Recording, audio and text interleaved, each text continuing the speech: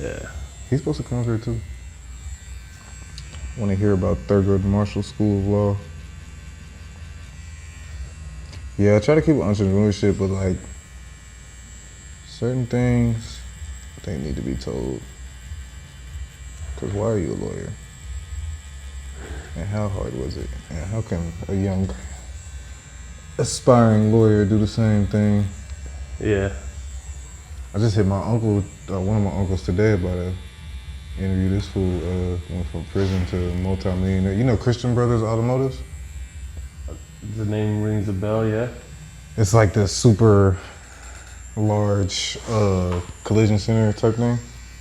Anyway, he owns and operates a few of those. He's like a millionaire now. That's what's up. But franchisee. Well, yeah, I didn't Christian say. Brothers was Yeah, around yeah, and he yeah, opened a was few there. locations. Bro, and honestly, that's underestimated.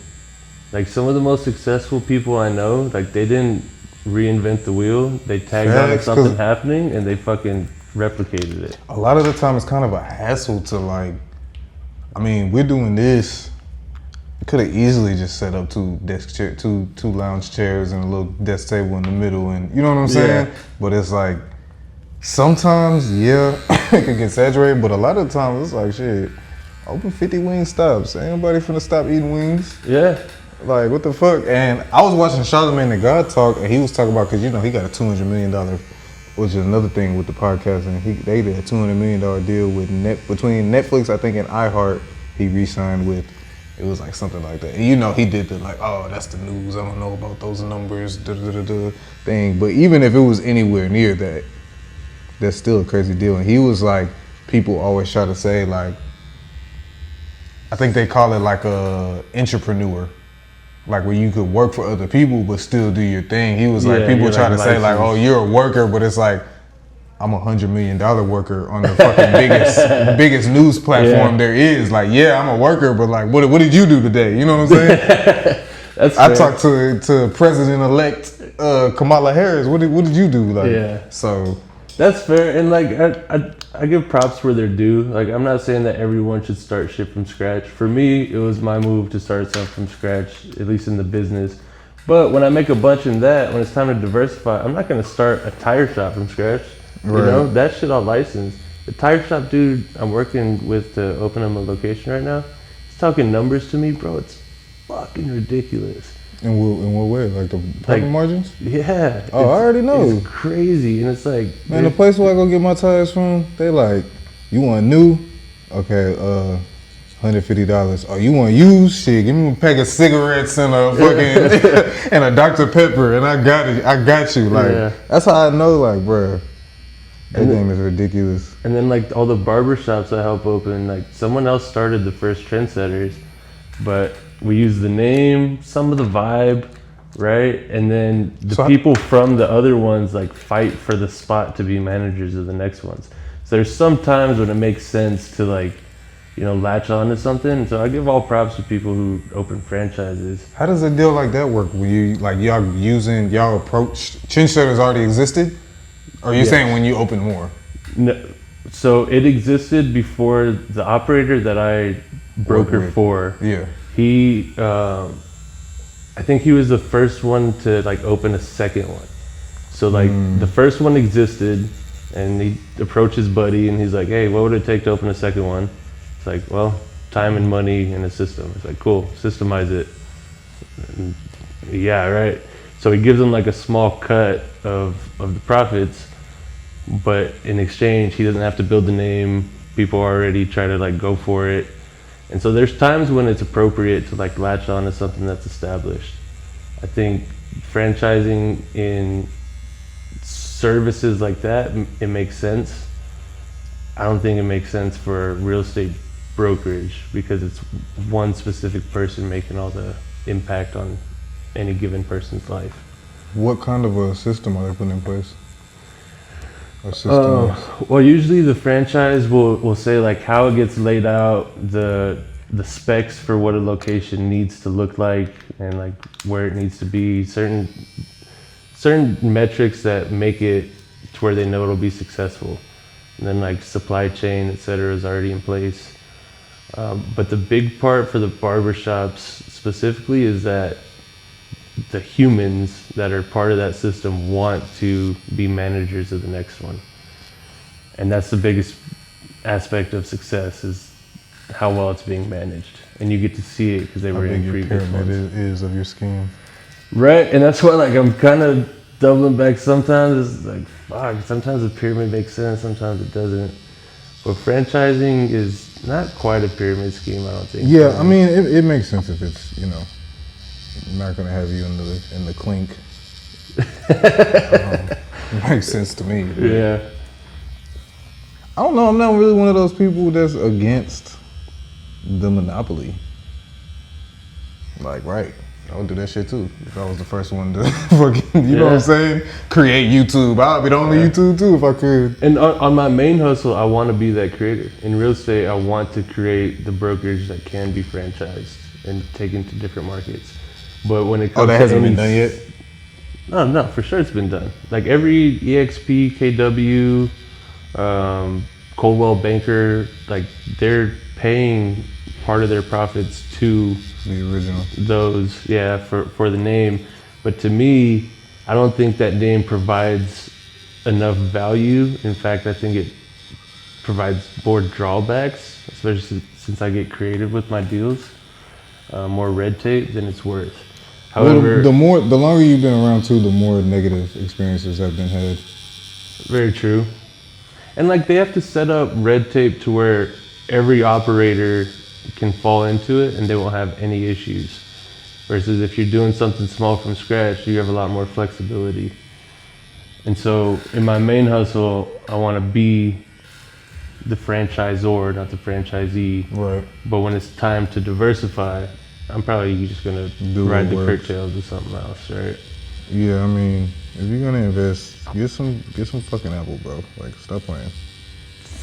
You trying to find the next new startup?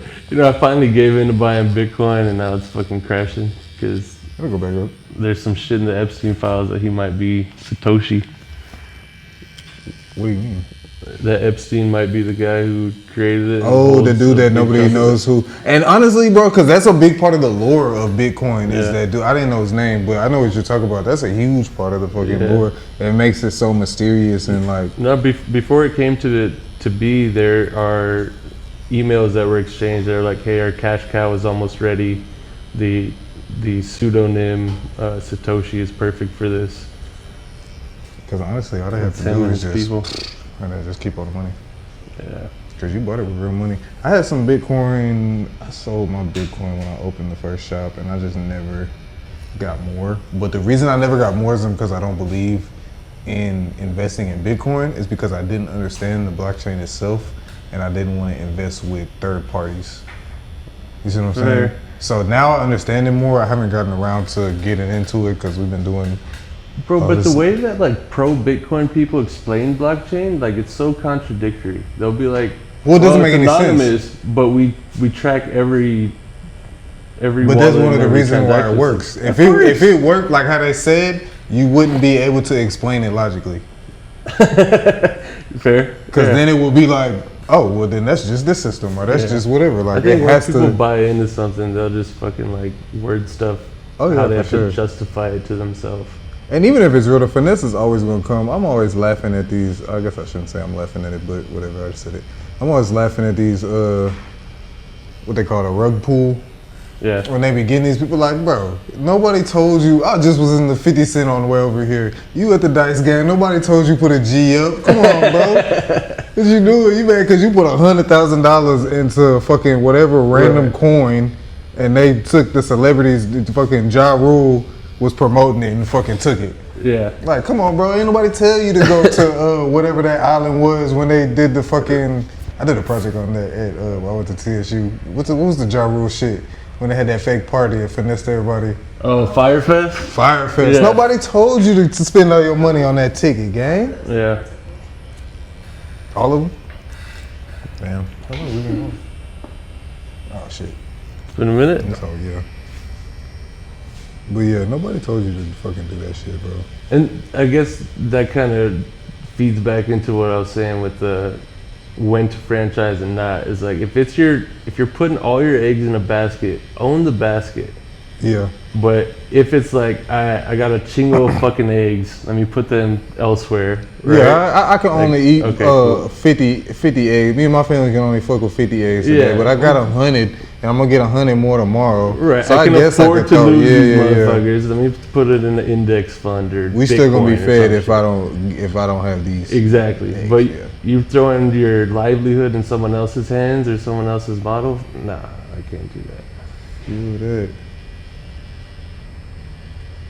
That Fireface shit was hilarious. Fucking Ja Rule, bro. How you let them people punk you off that plane, man?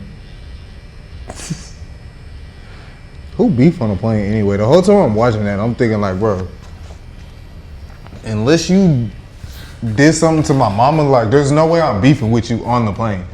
It's all for fucking And even views, then, bro. I better not be able to find you after this. Like, I better have been looking for you for years. I'll finally see you on the flight, because now you're never gonna fly nowhere again. Yeah. I think they need to put some respect on Ja Rule's name. Why? Why? I'm halfway joking, but also, I mean, look how that turned out for 50, bro. Survived 9 shots. Kind of lucky. Because he shot him? I mean, he didn't kill him, so it kind of seems like he's a failure. Damn. I mean, I hate to put it that plainly, but he's telling everybody you a bitch still, so. I feel like Ja Rule's the second best rapper alive. Alright. I'm fucking with you. Cut the cameras. Nah, I think that lady shouldn't have brought me that shot. I was over here like speaking decently well. I'm all promoting Ja Rule now. Right, like goddamn, Ja Rule paid this fool. He's our one viewer, bro. Just Ja Rule. That was about to have 0, man. Fuck these guys. That's hilarious. I think that's all was I don't know, bro. You have a marketing degree, right? I do. What you think about this how creative marketing has gotten? Like, I just seen a whole bunch of tweets literally yesterday talking about oh, I bet y'all all gonna take your dates to Longhorn Steakhouse tomorrow. Longhorn Steakhouse. I've seen like 5 fucking tweets on my shit. I've never heard of anybody going on a date to Longhorn Steakhouse. Yeah. And all of a sudden, like, all these people online, apparently they're going on. But it's like people just will pay you what they call UGC. They'll just pay them those accounts to tweet this, and now Longhorn Steakhouse is flooded for Valentine's Day. It's crazy that that's the way that it's working now. Yeah, you get paid to shout out certain stuff, and attention is money, because people will pay you for the attention you have if you shoot that attention over to them. Yeah. Like fucking. No, facts. Oh man, I'm gonna say the word again that is gonna get me killed one day, but. Israel is paying people $7,000 a post to say that they're the good guys and all the shit that they're doing. I mean, you gotta have enough influence for them to pay you for it, right? But it's crazy. It's like it doesn't matter if you actually believe it or not. It's how many people can you get to believe it. That's how much it's worth to pay you to say it. Yeah, and then like you hire, like say you're the talent, right? You're hiring a marketing team. You don't know how this team, you may know a little bit, but mostly you don't care how they marketing you. As long as your tour is booked up, you're not really worried about it. They could be doing anything. They could be doing all this user-generated content because they know that's the new wave.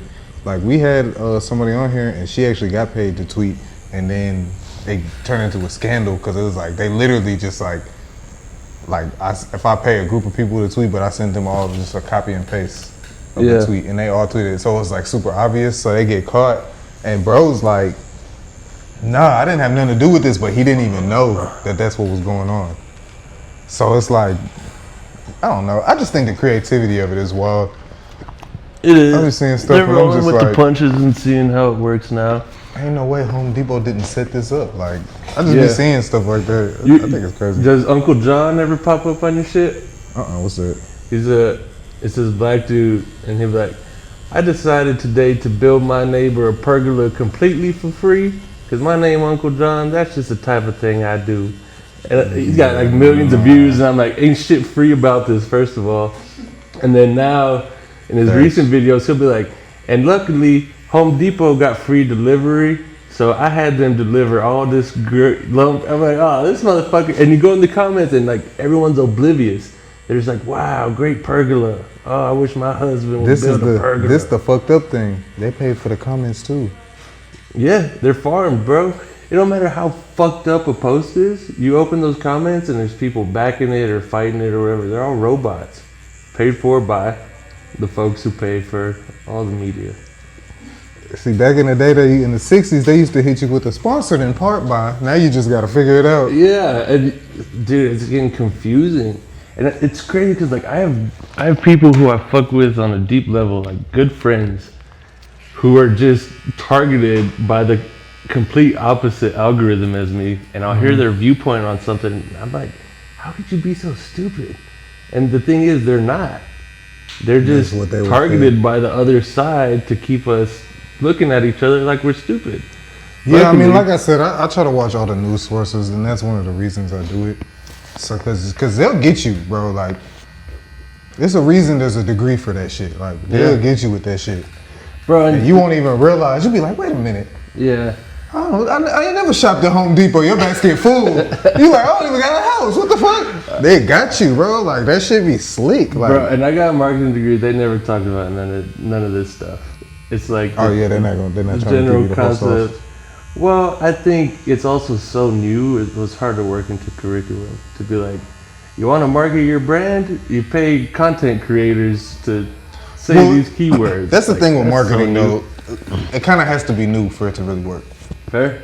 So and they can't just teach you because we're gonna teach you about new Coke and the Pepsi challenge. Yeah. So that when the time comes, you can have that in the back of your subconscious to be able to think of your new thing. But we can't tell you what the new thing's gonna be because then it won't be the new thing. Right. And so that is one thing I'll give them props for is they did make it like, here's how you analyze a situation and here's how you like do the research to see what's working, as opposed to like, here's what works. Because if it was here's what works, it would change too fast. Which, by the way, for the people watching or I guess listening, because our memory cards are full. Is this one recording? Oh, you did? It's already on? So for the people watching, look up New Coke. That's my favorite marketing scheme ever. You know what I'm talking about? Whenever they introduced a new flavor. Yeah. Like sales was going low and they introduced a new flavor, but it was terrible. Everybody hated it. And then they were like, we'll bring back the old flavor. And that shit skyrocketed like, bruh. That is a good one. Evil geniuses. Yeah. That's a good one. I just feel like what you said, like you think, we've been talking about too much. I forgot who you said it was, but they had a dude behind Bitcoin. Yeah. That's what I'm trying to be on. There's about to be some companies popping up that nobody knows. That's the D Davis product. You just know it's whatever the fuck. I think that's the wave. You know the people that created Barbie and Bratz. Nah, it's like Legos. It's a girl toy and a boy toy. The biggest girl toy and the biggest boy toy. That sounded crazy, but that exists. The biggest toy for children that are male and the biggest toy for children that are female. Yeah. They're married. The inventors. Interesting.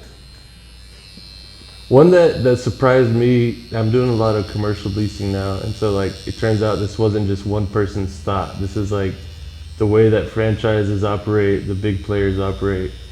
If you were opening I'm gonna keep bouncing back to tire shop, you wanna be next to another tire shop. And it's like, it's not like you guys are splitting the demand, you're creating a place where it's like, when you need tires, you go here.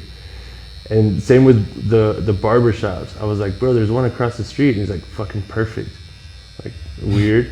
But how often do you see two gas stations across the street? Did you see it? How often do you see Burger King next to McDonald's?